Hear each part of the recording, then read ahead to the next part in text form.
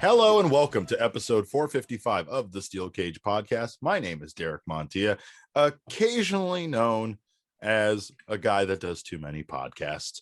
I appreciate you guys showing up here for the Steel Cage. Of course, I'm joined by my left hand and right hand men. First, to my left, it's the jokester himself, the huckster. It's the old Uncle Beek. Oh, old Uncle Beek. All right. Yeah. Hey, everybody.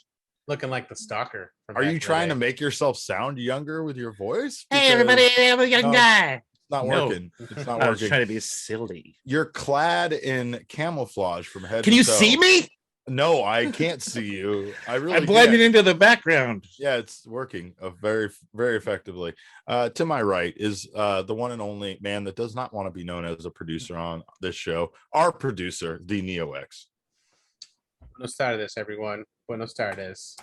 Guys, we had a very fun AEW Full Gear. Neo and I enjoyed each other's company while stuffing our faces full at Pipe Bomb Brian Gregston's house, former Steel Cage member.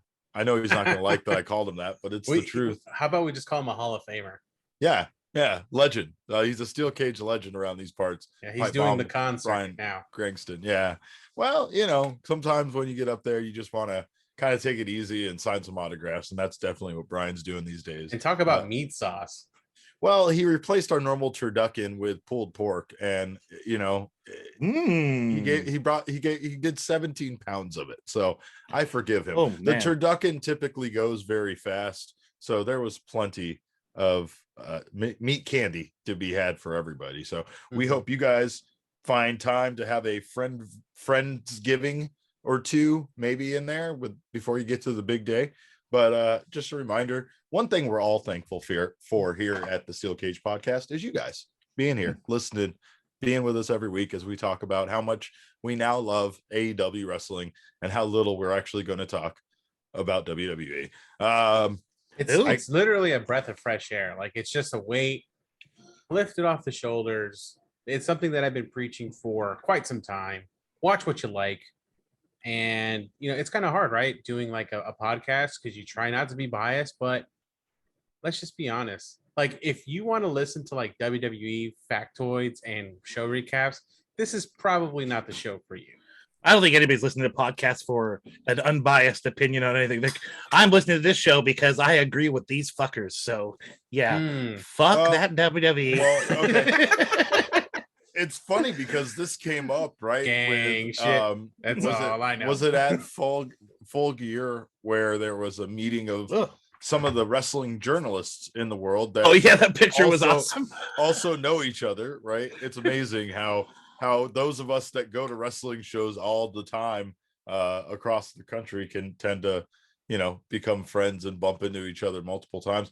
I know it's how I became friends with Satin, you know, and some other people in this, including a couple of people that were in this picture, Sharon Issa, but they took a picture together and somehow it caused Brad Shepard and other people's minds to explode and somehow act like the wrestling journalism news cabal. they're all in it together, and it's a giant AEW stroke fest. Let me tell you something. The AEW, so tasty. We watched Full Gear together as a family, which I know we're going to get into. And then afterwards, I got caught up on the last about 4 weeks worth of episodes that I had missed. I did that because I enjoyed Full Gear so much that I wanted to go back and see stuff.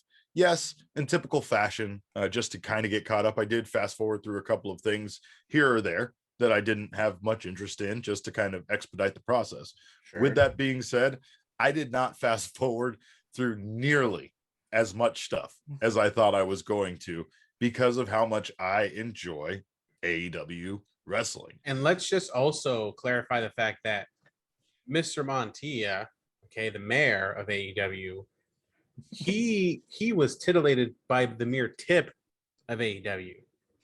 Oh, okay, let's not forget that, because saucy. they're Just or, the tip. essentially the micro scale of AEW, because in the macro world, let's talk about BTE, talk about Dark Elevation, things like that. There's just a lot more. And honestly, at this point, it's just kind of overtaken the whole W. So if my wrestling watching was like a pie graph, it'd be like 95% AEW, or no, probably like 80% AEW, and then like 10% New Japan, 10% Impact at this point. Oh, so no WWE whatsoever is what you said. Not like fully. And you've been doing this show for how long? No, not fully engaged. We didn't watching. At this I hear point, you, man. He was lying this whole time. Dude, I literally only watch that's journalism, so I can make jokes about it. That's journalism. That's the only reason I watch WWE. Like AEW, I watch to enjoy wrestling. That's why I make a lot less stupid memes during the AEW show, because I'm watching the damn show. Yes, you're captivated.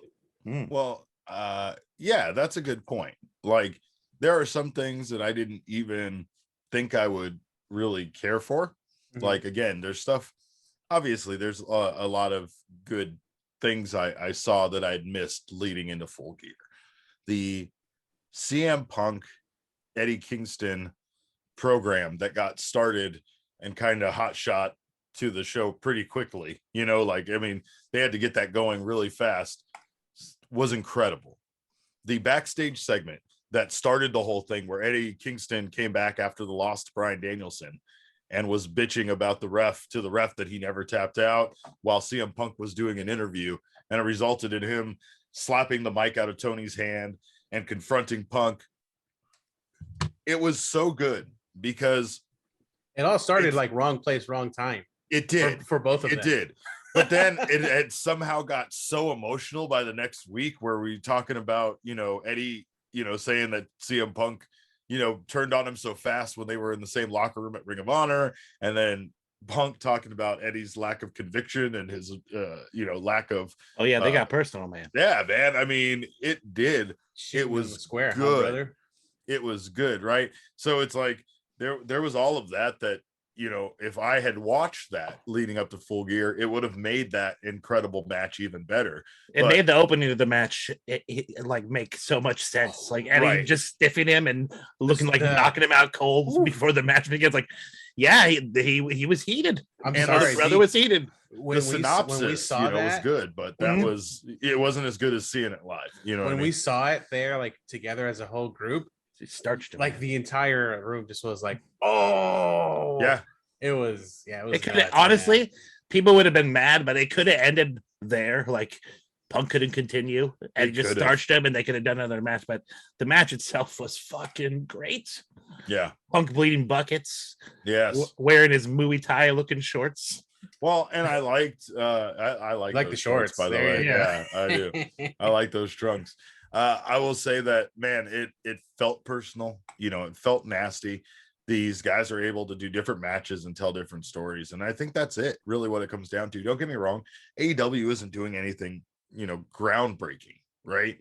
It's like this backstage segment that I'm talking about.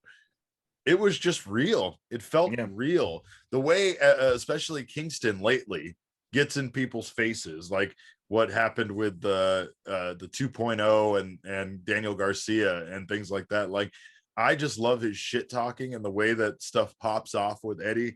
It feels like so many real fights I've seen start and escalate in my life, right? Like, it doesn't seem like some ridiculous shit where someone walks up with a microphone and starts antagonizing you while you're on screen or whatever. It starts with Eddie knocking the microphone completely out of the equation altogether and getting in Punk's face like that. It was great. It really love the line with 3.0. He's like, "Can I do a promo once without getting interrupted here, Tony?" Clearly he's booked to get interrupted, but he makes a point to make something about that itself. Like, like, did he give me a microphone and he just run. Yeah, exactly. Like fucking A, man. Well, and I mean, brilliant. Again, I kind of dig the lack of commitment to guys being baby faces or heels. I feel like people are going through stories, going through things in AEW. Like, yes, you have your heels, right? obviously the Elite there's clearly dickheads. are just terrible dickheads, right? Still, in that main event at fucking Full Gear, I mean, how emotional was that match between, Hangman Page and Omega? How good was that? It was like incredible to me. And then you factor in the complexity of the Young Bucks thing there at the end, where Matt just basically is like, look, man, fuck it. No matter what, we're not going to be able to beat you. So just take it home. Like, just do it. Just finish him, His telenovela facial acting. He's like, it was so good. It was so good. Yeah. I loved it. I ate it up. I ate it up with a spoon, Big fan of the match all around for sure. And thank God they did what everybody wanted to happen. Adam Page is the champion, telling a good story. Tony knows what the fuck he's doing. It's what everybody wanted for forever. We got it. How glorious. And then we have Cowboy Shit Day on top of that. So it was fucking awesome, right? Now something interesting about that was Megaran and I were out at dinner last night, and apparently the All Out poster for All Out, I want to say 2020, or their first All Out, featured exactly who Tony wanted to be their first 4 champions. Mm-hmm. So it had Hangman Page on it. It had Kenny. It had Jericho. And who else was the world champion? Moxley. Yeah, it had Moxley. Right. So it was like, that was his.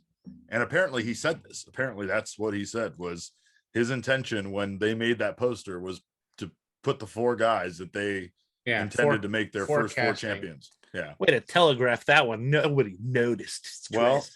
It's funny because people have talked recently about how heavy-handed they've been with the Okada stuff. Oh, right? yeah. Okada is coming. Okada, right? But it's no different than what they did with CM Punk. I mean, they were very heavy-handed with the CM Punk stuff. It just, the difference with CM Punk is CM Punk seemed so much more unbelievable that he was coming to a promotion like this, right? Are you guys amazed by how much he's wrestling? No, that's what I was actually going to say when you talked about somebody mentioned about how they hot-shotted that match to get it on the pay-per-view. All the programs are going quick. He's already now in a program with MJF. I guess Eddie Kingston's in the back window. He's now with MJF in Promo Town. Like, what the fuck? Punk's wrestling everybody in a really quick period of time. I'm going to put it here just because I think it's the smart thing to do. I think MJF hands Punk his first loss. You think so? I think it's the way to go. David? Well, what do you think, buddy? I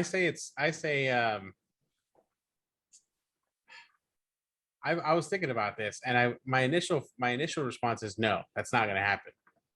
But realistically, because Punk has said that he's always been one to help, develop the talent.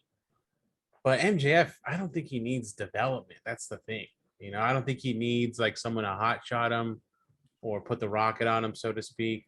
This one's hard. The rocket's already strapped to him, in my opinion, and that's why I think that he definitely could use the big win for sure. Well, and get this, MJF has only wrestled like 4 times ever. Yeah, in AEW maybe. Like what? You could probably count on your hand how many times he's wrestled in AEW.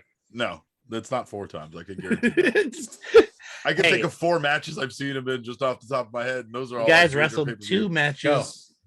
MJF and CM Punk. I'm going with Derek. I mean, it'd be very nice to see Punk put him over, especially because they have that great picture of him meeting MJF when MJF was a snot-nosed brat. Have you seen this thing? Yes. Oh, yeah. If Punk took the opportunity to pull that up, that's just classic wrestling. Got that funny picture. History, come on, it's a great promo. It's a great promo. Yeah. I think that MJF, like, Mega Ran had this issue with MJF showing off his wrestling acumen in the match with Darby at the show. So I was going to ask you guys, how did you feel about that? Did you think it was one of those things that a heel of MJF's status should never kind of stoop to, as far as trying to, show off and do things that pop the crowd in a situation like that. Well, didn't you listen to the promo leading up? He said, I did listen to it. I'm not saying I didn't fucking listen to it. He's just saying, ask if we agree with the way it came off. It's not that. It's the fact that apparently Meltzer and our friend Mega Ran didn't feel like MJF needed to do that, even on the promo with Darby and everything that he said to Darby about, about the, fucking showing off, showing what he can do, and that he's not just this guy that can talk on the stick and all of that, right? Like, I get it. I get what he was doing, and I actually didn't have a problem with it, because me personally, I think it's one of those moves that, once again, if he did it just one time in one match in this case, and then goes back to being shitty MJF, it was just a tease that this guy can fucking really go, but like chooses not to, which makes him even more of a dickhead. Yeah, having it in his back pocket makes him more of an interesting character. Like, this guy can go at any point in time if he really wanted to throw some crazy shit out. But yeah, but honestly, the fact that he did all the crazy shit and then ended the match in such a fucking shitty way, I think made it great. Like Neo said, he forecasted that, right? He said he was going to fucking beat Darby with that fucking shit. I just meant more like doing all this crazy shit and then relying still on the fucking on the cheating. Yeah, absolutely. Yeah. But that's who Darby is, and I or not Darby, that's who MJF is. I just, once again, I think that MJF is one of their top heels, and I still see him at times floundering, not in the mid card, but in like the upper mid card and not breaking through. And now that they have a super baby face, super over, champion in Adam Page, I think now pretty soon would be the right time for MJF to feud for the title. Well, they've got him in like the Piper role. Like, he's the wrestling everybody, having good matches, being a shitty dickhead that people want to see in the main title picture. But yeah, he's going to get there. They're building so much strong character by having him be such a prick to everybody. Like, people often say that he's the best heel in the game today, which it's kind of hard to argue. But then also people say he just relies so much on cheap heat. What do you think about that? Like, him literally saying stuff, well, clearly people are going to get mad at you for that. Like, shit talking his parents. Right? I mean, that's funny, but it's like, oh, all right, man, this is like, clearly you're going over the top on this shit to the point where some people will just find it obnoxious. I find it amusing. Yes, absolutely. Yeah. Neo, how do you feel about it, buddy? He's sleeping. Are you going to join us on the podcast or no? Are you doing work or what's going on? Yeah, just doing the write-up at the same time. Let's do the podcast first. He's multitasking. The man's a multitasker. Thank you, Beek. Yeah. So as I was going to say, because he forecasted it, I thought it was right up his alley. Mm-hmm. The fact that, he still had to cheat to win again, I thought it was great heel work. And he didn't necessarily have to. Like, he could have kept going, maybe. And then the next day, straight up said, like, I can beat your favorite wrestler with the headlock takedown. Yeah. I thought it was more than necessary. So I have to disagree. Like, the fact that he put on a clinic, it was definitely, again, adds more layers to the heel MJF. But let's just be honest, he's probably going to be a heel forever. Honestly, I think he can be an ironic babyface in the future. I think he'll be a dickhead, but people will enjoy it. Maybe he'll tone it down as far as being so snarky. Yeah. I don't know. Heel for life is kind of crazy. He's too damn charismatic. The guy is awesome.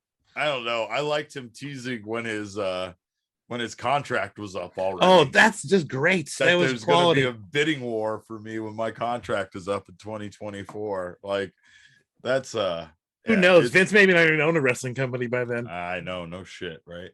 NBC might, but he'll probably change his name to Maxwell Goodman or Maxwell Goldstein. Isn't his real name Maxwell Jacob Friedman? Yes, that's why. But Vince will change his name to like whatever. What was Colt Cabana's name in the WWE? He was Scotty Goldman. It doesn't matter. They'll probably call him Maxwell Goldman. Within 6 weeks, his name will just be Maxwell. Or no, and then after that, it'll just be Max. Yeah. And then the one they call M. Well, and then he'll put on a lucha mask and be like El Elme. Well, the big news, I guess, is the conclusion of the, what did they call it? I don't know what the tournament was called, but I know it's the number one contender tournament. But they had some fancy name for the tournament, didn't they? The Full Gear or it was called the tournament. It was just called the tournament. The AEW number one contender. I think you're all wrong. I think I'm wrong. We're all wrong. But it doesn't matter. That's exactly what it was. You know what we're talking about. It got all screwed up, obviously, with Jon Moxley's exit, which I thought they handled beautifully. Again, I don't know, man. I thought it was kind of ridiculous that Tony Khan would bring such personal stuff out on the internets. Well, I liked CM Punk coming out and being the one to talk about it, and I liked, again, I don't know, man. There's a lot of stuff that WWE does that treats us like we're fucking dumb, right?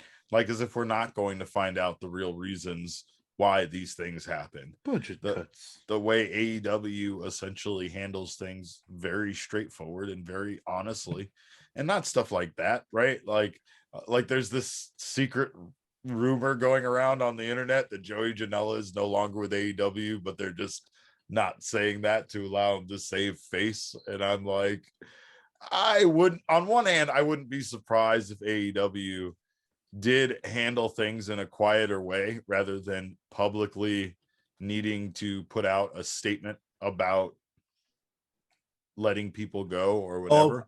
I'll see him tomorrow, so I'll ask him. I don't think that there's were you secretly fired? I don't think there's a secret conspiracy to make people look, I'll go with my microphone and my scoops hat. Yeah, hey, reporting for Steel Cage. Yeah. Can you tell me if you were secretly fired?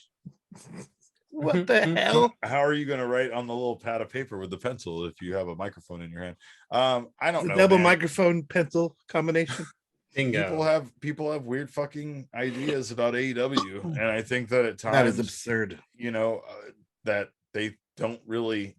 It's been years, I feel like now, of people not believing that AEW is sustainable and really is going to run things in a way that's better for talent and apparently more Paul compassionate Heyman, and shit, Paul Heyman believes AEW is very viable, so it's got the internet roaring.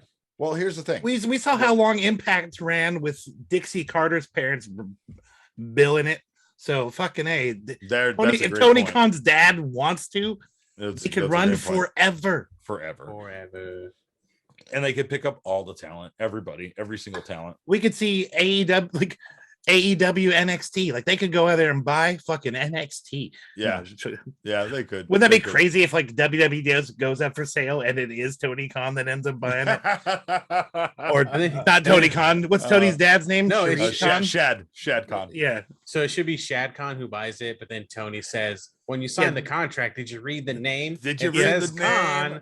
But it wasn't Shad. Exactly. You guys all knew what I was getting at. Thanks. We did. We watch wrestling too. But yeah, my point being about Tony Khan running AEW, like it's, has human beings on it. AKA TK. There was a time. I call him Tone. I like TK. TK is what I call him in our DMs.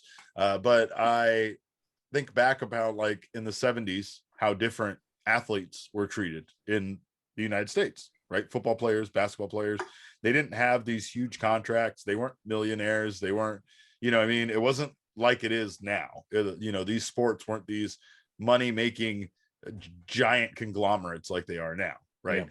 And wrestling is kind of veering into that territory of being this giant money-making conglomerate, right? The problem is that the guy that runs the biggest company in the world still treats its athletes, its players, like they used to in the 70s, very poorly. You're kind of on your own. Figure out how to get from the show, from one game to the next on your own. We're not. You have a cool idea for something to wear. You got to pay for that. You make it. You pay for it. Right. Exactly. Right. So don't worry about saving your receipts. We don't care about those. We don't care about receipts. Even MLB now is being forced to provide housing for their minor league players because, as great as it can be to be a major league baseball player, Why isn't that a TV show? It's really shitty that a bunch of baseball players living in one hotel together. Why isn't that a show? Oh yeah. See, I like how you go with the hotel idea because that's what a lot of people were suggesting, that these major league ball clubs are just going to buy hotels to put guys. And it has to be has to be a single bed hotel. Yeah. I don't care what you say. Like a hostel. The small housing development where all the buildings look exactly the same. Yeah. It's like Pleasantville for baseball. Interestingly enough, I talked to a former Diamondbacks player one time, and he told me that there was this little league in Southern California where all the coaches were former major league players, and they all fucking were super serious about it and super competitive. And why isn't that a show? Why isn't that a show? Right? There you go. I was like, Jesus Christ, I need holy crap, that'd be so a funny. Reality show about this league. Oh, but yeah, no, it's amazing when a company can treat people better, right? And you see them come out and you see them be happy now in a different environment. There's been all sorts of criticism about guys like Andrade El Idolo, but like, I think people are just so concerned that people aren't in a title picture that they're like, oh, well, look, he's not doing any better there than he was in WWE. He's in a fucking program with Cody Rhodes, dude. Are you kidding me? Yeah, and he's one of those guys who fucking run the company. Yeah, and I have to share this one tweet that Taya had recently put out, like literally 2 hours ago. On her Twitter, it says, "Stop supporting a company that has zero respect for the talent. You love pro wrestling. Spend your money on the hundreds of other alternatives. This is wrong. Ethically, as employers, they don't care about us, talent or fans." And that's the thing. Like, I think even from a creative perspective, at least we can understand that there are alternatives where people are thriving. Yeah. Andrade particularly. And then from a financial side, people are thriving in AEW and even outside WWE, you know? They're even treating Andrade more like a human on AEW because they're allowing him to speak. Yeah. Like WWE realized his English wasn't the strongest suit, so they stopped having him talk so much, gave him a manager. Right. So like at AEW, it's like, let the motherfucker speak in his own language or mix it up, do some Spanglish shit, throw it together. Yeah. Let him find his own voice as an individual. Exactly. Like he should be treated as an individual. Let him try to find his way to connect with the audience. Exactly. Look what they've done, right? You have not one, but two interpreter characters that work with their Spanish speaking talent. One guy is a normal, reserved kind of announcer, professional media type that gets mixed up in the shit all the time, but really never does anything. Like the guy that works with Andrade is kind of just like, yeah, every once in a while he might fucking like do some manager shit on the sidelines, right? Or during a match, but he's pretty straightforward as far as what his role is, right? He went to bumping school. Exactly. But then you have Alex Abrahantes, who is a fucking fucking QVC host that is living his best fucking life right now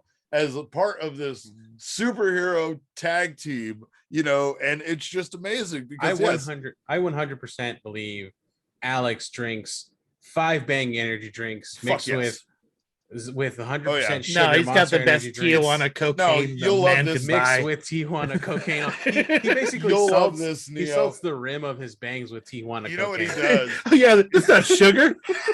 What movie was that? That was from that John Cena movie. Yeah. Oh yeah, that's right. Neo, it's the classic scene from The Office where Jim and Dwight go out on a sales call together, and Jim gets out of the car and he's like, "You still do that thing?" It's like, "Leave the keys," and he's like, "You still do that thing?" That's what Alex does before they go in to do a promo. He just sits out there listening to fucking metal music in the fucking Camaro, just fucking in the Firebird, punching the steering wheel and shield. Yeah. So, but yeah, I love every minute of it. But that's the thing. It's just like everybody can really thrive in their own light. Like they're not putting what are those bowling rails on people? They're not putting the blinders on. The blinders, yeah. Yeah, they're not putting them on this one fixed track. Like they can really just expand. And let's not forget the cross appeal that these professional wrestlers have, whether it's internationally or across different promotions. Like I think that's marketing genius. Like, sure, you're playing to their strengths and bringing in the people who follow those particular wrestlers or superstars, if you will. Dude, that's what Vince was trying to bank on the whole time. Sorry, Derek. That's what Vince was trying to bank on the whole time, is getting some Latino wrestler over with everybody. And he tried and tried and tried, but he does not know how to get that person to connect with because audience. they want to put him in a box. Exactly. When the fucking Andrade initially showed up, he was like a male stripper with this fucking suspenders and the sombrero and shit. I know he's La Sombra, or not sombrero, but a fedora. But like, what a goofy ass thing to do to a guy who is clearly already a polished star. It's ridiculous. Yeah. All right, Derek, I apologize. Go for it. Buddy. No, it's fine. I like, we had a big problem talking about the segment WWE did with Top Dollar and Shanky and everything, the way that went, and how Top Dollar had to apologize for getting too racist. I didn't even hear either song. So give me a breakdown. The Top Dollar were like just do some dumb Indian jokes in his stuff. He did. He said something about him like making him into curry and everything like that, right? And it started on, Jinder and Shanky's end, where Jinder had Shanky cut a rap, and this motherfucker pulls, of course, a baseball cap out of nowhere and puts it on backwards, and has doing like a black scent. And it has to do the stereotypical rap thing, right? Yeah. Like, the problem here is racism is still fucking racism, no matter if the people that are doing it aren't white. And I think that's the problem with WWE, is they honestly don't even realize something like that with a segment like that, right? They're like, no, this is cool because it's coming from like another brown person, and that's not it. If you wouldn't do it with a white guy because, this might cross the line, then you fucking probably shouldn't do it with anybody. I'm offended because it's not funny. I'm offended because it's the exact kind of thing. Yeah, I'm offended on the side of comedy. That's what I'm offended by, right? I wouldn't say it's racism, but it's definitely racially based. Like, racism is a different thing. It's racism totally is. It is. You're right. We throw it around way too casually. Yeah. When it's really not about hate. It's just ignorance, and it's, like, this is a stereotyping thing, right? Yeah, exactly. Using racial stereotypes and thinking that it's okay to do it if the people involved aren't white. And it's like, no, it's just not.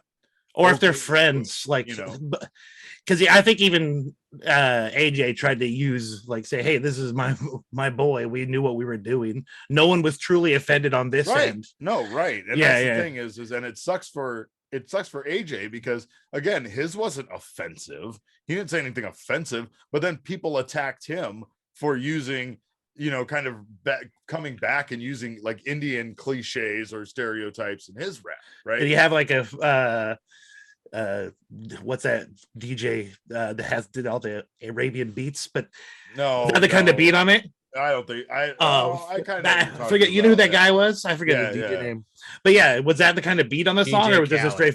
It was not that one. I think it was mostly attacked for what he said. I don't think it was like the beat or anything, but what I think it was Punjab MC or something like that.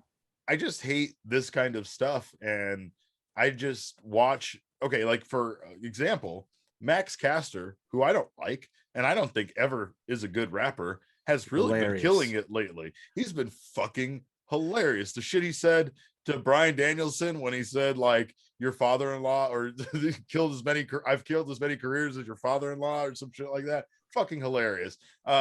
There was a whole lot of stuff that he said in, most recent AEW was awesome. The most recent episode of Dynamite, he was killing me too. He's just been killing it, man. He doesn't need to have everyone who says he's not a great rapper. Like, you want him to come out here and spit complex bars that the normal audience would not even understand. No, but like, so I'm not saying to you personally. I'm like, people. He doesn't need to be an expert. He doesn't need to be super good. They were calling him a good rapper at one point, and I was like, he's not even on beat a lot of times, because like you said, they were probably telling him like slow down so everybody could hear every word and everything like that, but it wasn't good. Now he's been better. Like, it sticks to his cadence, and his fucking cut downs have been seething. They've always been, but they've been pretty good, right? Here's the thing though that I like, going back to the CM Punk bit with Eddie Kingston, that was years ago, has been the and I'm going to bring it back around here, back to the Anthony Bowens facing off against Bryan Danielson. they always give you a reason, right? So like you said with the CM Punk thing, that it was that was that. Like they gave you a reason. Even if you don't get to see it, even if it didn't really happen, right? During the Anthony Bowens Bryan Danielson match, I think it was Excalibur said, like, these guys aren't a fan of Tony Khan, JR or whoever he was talking to. He's like, oh yeah. And he's like, yeah, they said that like a lot of owners in, football are good, but Tony Khan sucks. And he's like, oh, and he's like, yeah. So Tony Khan put him in this match with Bryan Danielson as punishment.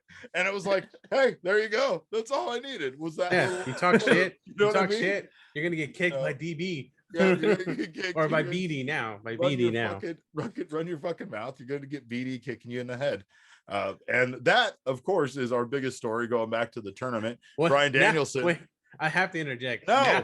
Now I want for this to be a thing where if someone talks shit about TK, he sticks BD on him. Yeah, it's like Teddy Long and the Undertaker. Yeah. You're gonna go on one with the Undertaker. Yeah, that's what I want to see. That is exactly what I want to see. Oh, and I really want him to call someone playa. That's what I need. But Bryan Danielson is now turned to the dark side after winning the tournament, which again was a really interesting thing, right? Because watching Full Gear, he has this match with this amazingly brutal match with Miro, comes out on top. It made you think, what are we going to see out of the main event? If Bryan Danielson is the number one contender, is he really going to face? It's a baby face versus baby face situation. Can't do that, right? And of course, they immediately spin it and have Bryan Danielson come out and just go mega heel, which I feel like, again, as we were talking about before the show started, it was there the whole time, right? Like I've been thinking a lot about before he turned heel about how he wouldn't acknowledge the yes chants at all. I thought that because fucking Kalisto came out, and fucking Kalisto, of course, had to start the lucha thing right away. And I was just thinking mentally while he was doing that, and while I was hating him and seething and smoking out of my ears about how stupid he was, I was thinking about how Bryan Danielson didn't need to do that, even though the crowd was already doing the yes chant for him. He wasn't acknowledging it. Well, it had nothing to do with that. He wasn't acknowledging it because deep down inside, he was a fucking Blackheart still from his time of being environmentalist over the WWE side. My favorite run of him is when he was a heel in ROH and just beating the shit out of everybody, and he brought something back from that era. I have till 5 referee. Every time he fucking gets someone in a fucking submission hold, he works that fucking 5 count and he lets them know, I have till 5. Yeah, loved it. Loved to see that. Wasn't there also a chant in Ring of Honor about Bryan Danielson will kick you in the fucking head? Yeah. How did it go? I don't remember the exact chants, but it was complex. About kicking the head off. Yeah, kicking your head off. While you speak, I will look at it. Brian, kick your fucking head off. That seems pretty straightforward. I should have remembered that one. I would have remembered it. But yes, we have Bryan Danielson come out, congratulate the new champion, Adam Page, and then just get into it. First say that he surprised and a little disappointed that he's not standing across from Kenny Omega right now, which is totally on brand for the Bryan Danielson, like, I'm here to fight all the people on my checklist kind of thing going on right now. Found it. They would regularly chant, you're going to get your fucking head kicked in. That's it. Yeah. You're going to get your fucking head. Like, it was long. Like, it's long. Yeah. The first time that came together, like 3 guys start chanting, and it was like, what are they saying? That's long. Okay, that's a lot. Let's fucking do this. Yeah, all right. Let me take some notes. They're passing around notes. Yeah, they pass around those music sheets. I get cribs. I get crib notes. Man, but Neo, what are you doing, dude? Write some more notes. Yeah, I was writing more notes. Some crib notes. But yeah, Danielson just coming out. Don't join the conversation at all. No, he was fine. Danielson coming out and he just always has it in there, man. He can just be dick and snarky, and the comments are all like kind of on point where people kind of agree. And you know what I mean? And how cool is it that Bryan Danielson now he's taking it upon himself just to fuck up the entire Dark Order. He has a championship match in the pocket, but you know what? He's gonna take his goddamn time and beat the shit out of everybody in the Dark Order. I cannot wait. You think does that bury the Dark Order by Danielson beating them all? No, sillies. He's a fucking world champion. No, people will say that. I was just trying to get out of it. But I honestly though that the build will probably be something like maybe he slays maybe like 2 or 3, maybe even 4 people of the Dark Order until Colt's next on his list. Yeah, that'll be fun. That'll be a fun match. Colt's gonna be next for sure, and I'm pretty sure he's probably gonna fight like I don't know 5. Or maybe even like John Silver. Yeah, John Silver definitely has to fight him. Yeah, he's got it. Yeah, after that, that's gonna be the emotional one that people will get like beat up about because he's gonna beat the fuck out of John Silver, and that's when he's gonna kick Anna Jay in the head. Oh no! Hey, he said everybody in the Dark Order. If that happens, everybody in the Dark Order. Hangman will ride on his trusty steed. Oh man, and he will say enough is enough. He will end him. It's time for a change. Somebody online said since it's cowboy shit, they should change Stu's name to Deuce because he used to be player Dose. Just make him Deuce. Cowboy shit. Cowboy Deuce. Number Deuce. I find it hilarious. I have a question for you guys. Why did Jon Moxley beat the fuck out of 10? What happened to get to the other side? No. Classic. I meant, was there really something there? Did this have anything to do with his rehab? I mean, I was just curious because he beat the fuck out of 10. And then like after the match, like medical personnel was immediately like trying to get the bleeding to stop on this fucking dude's head. And Moxley like stormed out of there. Yeah, he stormed out of there. Like, he looked pissed as shit. And I didn't get it because it seemed like they had some real beef. Did that happen before the announcement? It was like I think he was part of the tournament. It was his first round opponent.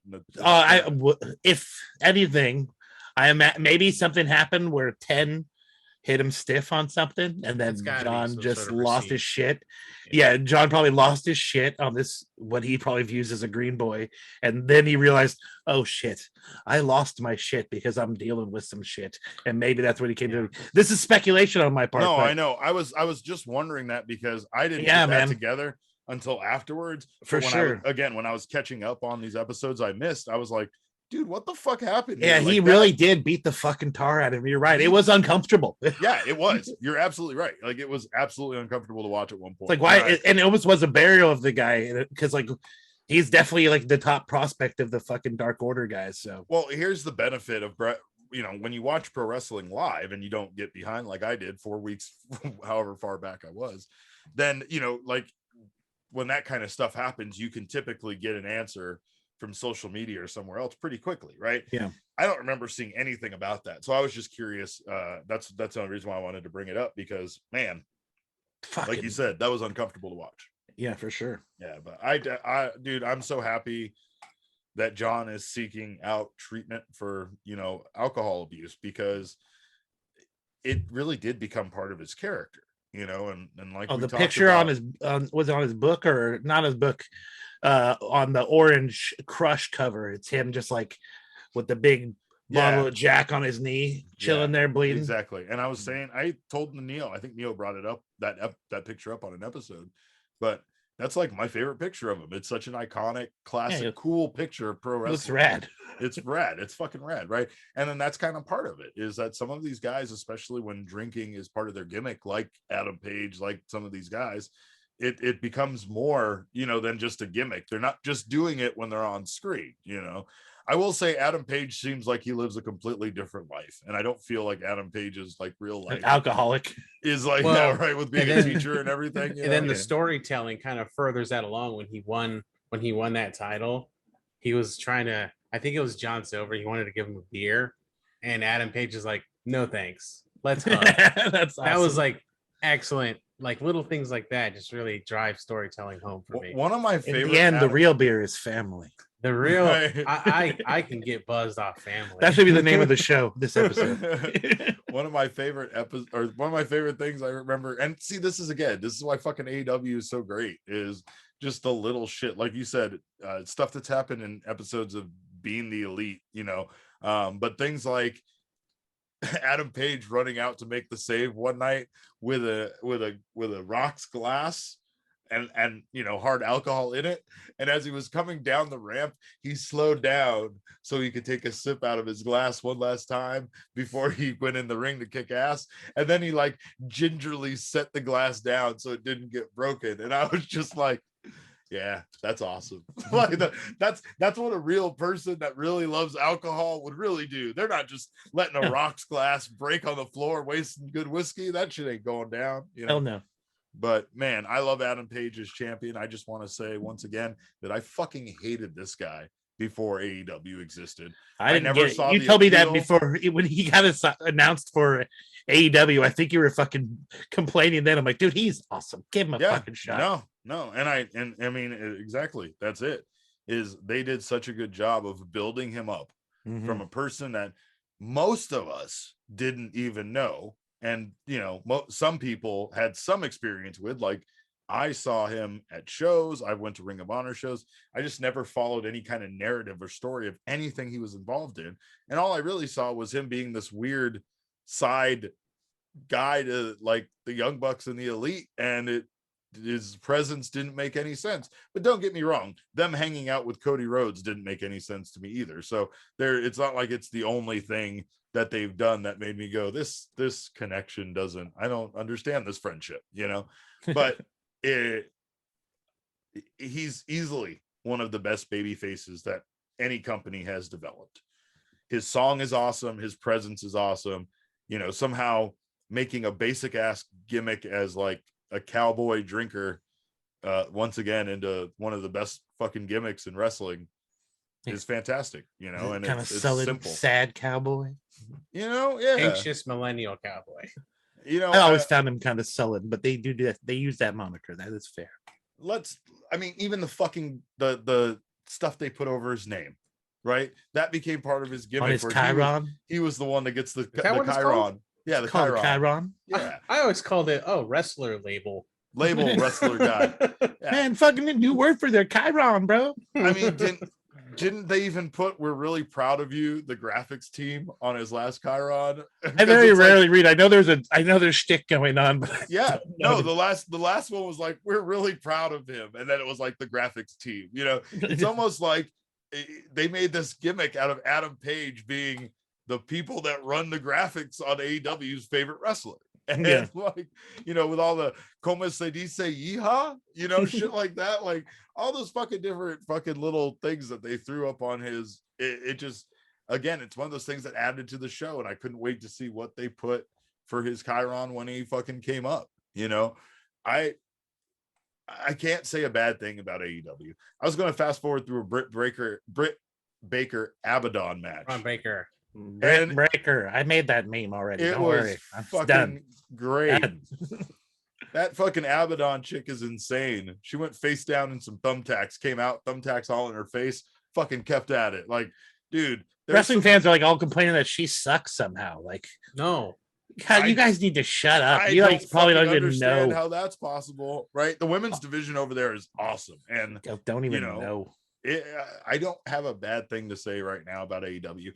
They have so much talent, and that was at times our complaint lately, right? Like, how are they going to keep picking these people up? It's only a matter of time till they start letting people go. Well, they have enough talent now that you don't even notice who's out. As long as they don't make a big deal about it, like WWE does, where someone needs to be like, I'm going to take some time off now. Like, you just don't notice they're gone, and they can just disappear after whenever they got injured. And then they make a big deal about them coming back. And you're like, oh shit, I didn't even notice that guy was gone. Right. Yeah. Everyone knows the cliche. How can we miss you if you haven't left? Right. But AEW doesn't make this big deal about it. They just keep going. And to be honest, it shows that their acquisition of talent was correct, right? Yeah. You have guys wanting to take a step away. You have guys like Jericho who, probably in order to stay fresh and keep doing this for a little bit longer, Jericho's going to need time off regularly during the year. Well, he's banging dudes' wives and shit. And if someone's going to go away for a bit, they kind of involve the storyline, like Mox, and then now Kenny Omega. That's not for everyone. Like Derek is saying, like some of them are more subtle that where we don't notice. Sure. But these ones are definitely like good ways to incorporate the storyline. And that's kind of like, what I was praising the fact where they can actually incorporate it in a better, like they can spin it in a better light. Yeah, but like WWE always has the fake injuries. Like Neo said, though, look what they did with Kenny, right? Kenny's going to take some time off. I guess he is going to get surgery. And after he drops that belt to Hijo de Vikingo. Right. He's going to drop it. Hey, but like, come on, with what he's done, he deserves some time off. He deserves some time to get healthy and get right. Because an injury, he deserves to be on G4 TV with Xavier Woods. There you go. Let me see it. It almost feels like what we talked about. Kenny's going to drop the belt. He's going to get bummed out and have to go, have some time off. And then the Young Bucks are going to get sick of him. And then we're going to see a babyface Kenny in the return. And then I don't like to really talk about people's relationships, but all I think of is hot three-ways with him, Kota, and Shida. And like, hey, that's living your best life right there. Go do your thing, fucking Kenny. But I don't know, man. I think that's the beautiful part about this is like Kenny can go away. It's not to say we're sick of him, but we've been given such a dose of Kenny Omega that right now he can go away and let the focus be on some other guys, and he'll be back before we know it. Really, Yeah. But like, there's that weird animosity. There's that weird still usurping of the leader thing going on between him and Adam Cole, which is a fucking cool carryover from their time in Bullet Club.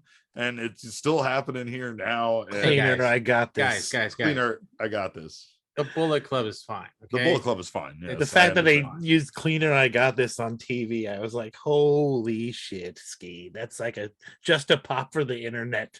Like, let's amuse everyone on Twitter with one line. I would have liked it if he would have been like, Budge, I wasn't talking to you, but that would have been, I guess, a step too far. But I mean, yeah, like you said, even that was kind of subtle. Right. If you miss that little backstage segment, they're not making this big, huge deal about Kenny Omega going away. He just kind of makes his comment to the Bucks that like, hey, I think I'm gonna go away for a little while. I think I need you guys to hold down the fort. Right. But that's, again, it's like storyline shit. It's not WWE once again trying to induce this fear feeling out of you by having someone come out and give this heartfelt speech in front of the crowd and give a tip of the cap and walking away while, I don't know if I'll be back. Or do a beatdown segment on every injury, so people who obviously know the person's injured. You do a beatdown gimmick for them to not be on TV. That's what WWE used to do. It's every single time. Trope. It really is. Speaking of tropes, they are just they're on the trope of still releasing people to this day. How can we unload people faster? Who else has been released? So you didn't hear, honestly? So this. I didn't. I've been working other sports jobs. Oh, bro. The first thing I want to mention, actually, you read the list and I'll react how people on the internet would react. Go ahead. No, let me react because this is my first time actually hearing. Yeah, for sure. They closed down. Never mind. I'm just kidding. They actually let go the following. Okay. First and foremost, all of Hit Row. Yep. What? Are you fucking shitting me? No. When was this, today? Yeah, just a couple hours ago. Yeah. All of Hit Row. All of Hit Row. Yep. We're talking Top Dollar, Isaiah Swerve Scott, what, and Ashante the Adonis. Yeah. What? Are you fucking kidding me? I gotta say this, gentlemen.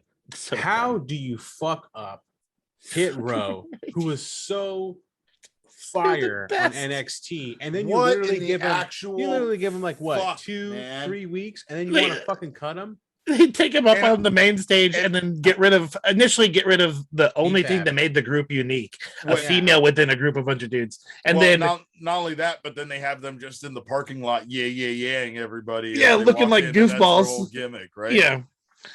Keep going, dude. Yeah. So Hit Row. Okay. Next, Tegan Knox. Yeah, fucking crazy. Are you fucking kidding me? What in the actual shit? Go, keep going. So bad. This one kind of full circle. Drake Maverick. He dropped a promo video today that I say everyone should go check it out. Yeah, it's real good. It's a little reminiscent of that first promo he did and got his job back. Now these ones shouldn't be too surprising. Shane Thorne and Jackson Riker. I think the Jackson Riker one was a long time coming. Oh, I wanted you to say that one last because I was saying everyone on the internet is like, oh, yay! Yeah. All right, but I actually wanted to save this one for last because it's special to me. John Morrison. Yeah, Johnny fucking what? Johnny drip, dude. After how many dripsticks did he sell for the company? Oh, for sure. It was the summer of drip, dude. Oh my god! And that's why I brought up that quote, Derek, about Taya Valkyrie. It almost feels like every single one of those were connected in a way to the other Lucha firings. No, to the other firings. Oh, well, right. Yes. Because it makes BFAB was first for Hit Row. Right. It makes me wonder if Hit Row had a bad attitude about BFAB getting let go, and they were like, "All right, fuck you, we'll let you all go." Yeah, because why else would you just part ways? And Taya and John Morrison, right? Dude, and getting rid of fucking Shane Strickland is so stupid. He's like literally one of the top professional wrestlers, pro wrestlers on the planet. When it comes to WWE, he has given WWE 5-star matches for sure. And then you want to just kick him to the curb after creating such an over ass gimmick. That could be potential like merch sales, music sales. And they put that all together on their own too. Fucking stupid. Like you literally got the silver platter like of Hit Row can cross over into the mainstream into what a lot of people say hip hop and wrestling have a lot of crossover. And then you have this opportunity to ride that that train, and then all of a sudden fuck it up. Like how you got 4 people too. You got 4 people. If someone's a fan of Hit Row, they got to get 4 action figures. It's money. It's dumb. It's literally, it's exactly what it is, man. It's literally just a waste. Derek said. Derek, seriously, before, that's why we didn't want to talk about Survivor Series at all, because this happened again. But we were talking about letting people go, and I had a segue, boys. I couldn't resist a good segue. Yeah, it's terrible, man. I'm so upset.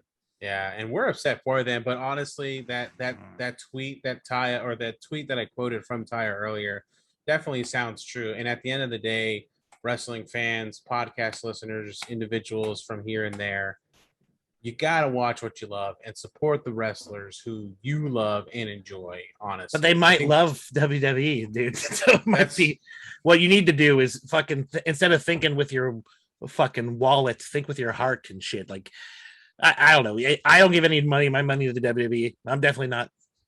They'd have to have some fucking really dope looking vintage shirt on the fucking line that I have. Here's the thing that sucks. It sucks though, because like right now the WWE still has a lot of people I like. And it still has, Big E as champion. Xavier Woods is the king. Yeah. His theme song is rapped on by our friend. I mean, there's just so many things there that it's frustrating, because I want to still support people that are there, but I can't support that company. And that's why you got to support the people you love. But you can't buy any of their merchandise without giving Vince money. So all you can do is they go can't online have side hustles. You can't watch their Twitch channel. You can't you can't do anything to support them outside of saying, "Man, I love these guys." If they have a PO box, send them a nice card. There you go. Don't send any money, because WWE is going to try to get some of that. Yeah, they'll take the money. They'll take the money. Yep. Send them a gift certificate to TGI Friday. I heard you got a package of Chips Ahoy cookies. We're going to need at least 3. You got to pay up, pal. I want those damn cookies. I need 35% of your cookies. I'm upset now, and I don't want to whatever, but fuck WWE. Jesus Christ, man.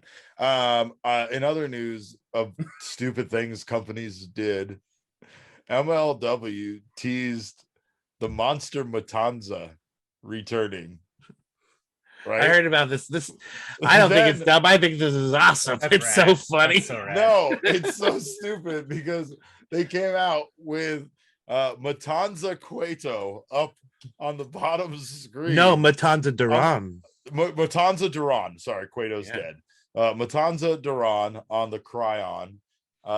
Only to have Cryon before word of the day is Cryon. No, Chiron, not Cryon. Chiron, sorry. Is it a Cryon? Hi. On the Chiron, before having him take off all of his Monster Matanza gear up at the entranceway to reveal, as we all know, that it's Jeff Cobb underneath. But then they just started calling him Jeff Cobb. Yeah. That's the part that's hilariously delightful to me. It's like, because now he's not under this costume anymore, he is no longer Matanza Duran. He's now Jeff Dude, it's Duran. hilarious. It's like Court saying, "This is so funny. It's the secret everyone knew, but we're just gonna say it out loud for the first time." Yeah. But honestly, I love Jeff, and I don't know if I told you this, when he was the very first guest that we had on Indie Riffic, and during the interview, it was before the show even began, before he was on it, I straight up asked him if he was Matanza as a joke, not knowing that he actually was. So he had to like kind of weasel his way out of that. It was pretty classic. He's like, you didn't know he was Matanza? Nobody knew he was Matanza. This was before he was on the show, before the show started. Oh, okay. Gotcha. Yeah. It wasn't like after the fact. No. Well, how did you know there was a Matanza? Because they announced that Matanza was coming in. But no one knew that Jeff was the guy playing Matanza. Gotcha. I jokingly said. So this is after Lucha had started, but before Matanza had debuted. There you go. Because he didn't come into the first season. He was coming later. When did you were our Lucha Underground historian, Neo? When did Matanza come in? He came in during the first season. Yeah. Nuh-uh. Yes, he did. I can't say. No, he did. He wasn't on like the first episode, but he came in during the first season. I will find out. There's only 3 seasons of the show, and the 3rd season was awful. So really, there's only 2 seasons of the show. And I know that I acknowledge. Yeah, I don't acknowledge that 3rd Matanza Cueto debuted in season 2 of Lucha Underground. No, A booyah, lawyered. You're just making that up. No, it's on the internet. Oh, whatever. See, it's right here. No, just get it out of your my internets face. are hurting my eyes. Yeah. Anyway, let's do one. Awkward. No, it's not awkward. It's me asking Jeff if it was Matanza was awkward. Oh, let's do winners of the week, because I don't want to talk wrestling with you guys anymore. I hate you both. Jeff is a strong boy. Beek, your winner of the week. My winner of the week. I told Neil earlier, but I forget. What was it? It's Jeff Cobb. No. Oh yeah, it was the guy we praised so strongly already during the show. So I'll just make it brief. Adam Page. Cowboy shiz. All right, my winner of the week is going to be the Caballero one, feces. the only, the Stone Pitbull, Tomohiro Ishii. Nice. Yeah, great guy. Finally, I like the fact that great guy. Love the fact that AEW, or I'm sorry, Chaos did their AEW debut, with Orange Cassidy and Tomohiro Ishii. The fact that Derek put out this really cool tweet earlier today that the fact that Tomohiro Ishii coming out to the Pixies, is probably one of the best things he ever saw. And I never thought I'd see shit like that happen. Couldn't agree more. So super surreal. And the fact that you have this like New Japan star coming on like mainstream television, kind of just following what like Minoru Suzuki has done. And, like, I just love the cross promoting that's happening. And the best part about it is everyone there knows who the fucking guy is. If it happened in WWE, there was like Ishii signs everywhere, dude. If it was in WWE, people, who is this guy? Well, I don't understand the history. And let's just not forget that this is another segue, because we all know it's going to happen. Okada's coming. He's going to make it rain all over your faces. Oh, hell yeah. Derek, who's your winner of the week? My winner of the week is Bryan Danielson. Who is your hashtag WOTW? My hashtag WOTW is Bryan Danielson, because the heel turn is fantastic. This kind of makes me think about what I was saying about MJF, with Kenny Omega and the Elite kind of being the main heels. They have some heels spread out sporadically. Miro, a couple of other guys, the Hardy family, but they don't really have any really top upper echelon heels. Like Malachi Black could be that, El Idolo could be that, but they don't really have that right now, because they haven't built those guys up to that level yet. Not anybody gunning for the title. Right. And Bryan Danielson turning heel gives them that instantly. Plus, I like the idea of like a shooters gallery faction developing, where maybe even CM Punk goes heel and joins Bryan Danielson. with a couple of other guys that are from that period of time. And it's just going to be ROH Classic versus AEW. Yeah, I'm okay with that. And they should just all wear their old ass ROH. Well, the best thing about that is that these two motherfuckers, like Punk and Bryan Danielson, were so crucial in the development of all these guys who are like wrestling in AEW now. Like everybody. Yeah, everybody. You know what I'm saying? Honorable mention to Orange Cassidy's tag to Ishii in that match where he the casual walk. The casual hot tag is my favorite hot tag possibly in the history of wrestling. But it was fantastic. Bryan Danielson, I mean, I like the way that when the crowd starts turning on him, one of the things he does in his promo work in front of the live audience is when he does this, he does, but you know, like, and he does such a good job of doing that. And I have to ask, like, how did you guys react when he said, I wrestled the next day after I won the title at WrestleMania? Yeah. Oh yeah. That was fucking rad. Fucking heel move. Like, you piece of shit, Brian. Yeah. How dare you speak the name of that other company here? Let alone that event of all events. He said the W word. He said the W word. He said it. He said the thing. They say the W word every week on this show because I love how they love to stick it to. I think at the end they're like the home of pro wrestling, and it's like, yeah. Oh, really? For me, the W word was WrestleMania, but yeah, you right. But you know what I mean. Oh yeah, Vince, the W word is wrestling. You are 100% correct on that. You're not allowed to say that. All right, guys. Well, thank you so much for listening to episode 455 of the Steel Cage podcast. You can get us all on Twitter. I am at Cap_Caveman with a K. Neo is at the NeoX with ECKS at the end. Uncle Beaky is at James Vanderbeek. That's JAIMS Vanderbeek. If you find yourself at a meme that's a mashup between two hilarious looking individuals in pro wrestling and pop culture, and you're at the right place. I threw up in my mouth when he posted a meme of Kylie Jenner and what's his name? The Great Khali. Great Khali. Said it already. Holy fuck! I threw up in my mouth. I wish I can get the color match on the Great face. Kylie Jenner. You're a monster and you need to be stopped, Beek. I'm just telling you that now. It's I'm the mad scientist. I'm the doctor. My memes are the monster. Get with it, bro. I fucking forgot. You're still a monster deep down inside. All right. But you know what you can do? You can buy a t-shirt from Uncle Beek's store, and that's at pentagonzo.com. You can buy a t-shirt from our store at thesteelcageshop.com. We have this sweet job that I'm wearing right now that was designed by Uncle Beek and given to us by the one and only Joshua Schlag, who we miss dearly. Thank you, Josh. Do we have any emails? No? Send us some if we do. You can email us at podcast@thesteelcage.com, and maybe Josh will send them over to us to read on this very podcast. And hey, can I interject real quick? Please do. I love when you do. Speaking of t-shirts, there will be a Black Friday sale, so be sure to take advantage of those coupons coming up. So when you go to shop at thesteelcage.com, steelcageshop.com. Thank you, sir. You will probably be surprised with a little bit of couponage, so don't hesitate. Get yourself. Buy today. Buy everybody you know a Steel Cage shirt. They'll be so confused. They'll ask you what is this for, and you'll say a podcast, and then you'll have to explain to your older relatives what a podcast is. And doesn't that sound enjoyable? So give this gift. So it's like a radio show, but it's radio. But everybody does radio. Yeah, it's like radio, but it's on your time instead of the radio station's time. And everyone has a show. All of them have all shows. Actually, the three guys on this show all have their own other podcasts that they do. They're also wrestling podcasts. But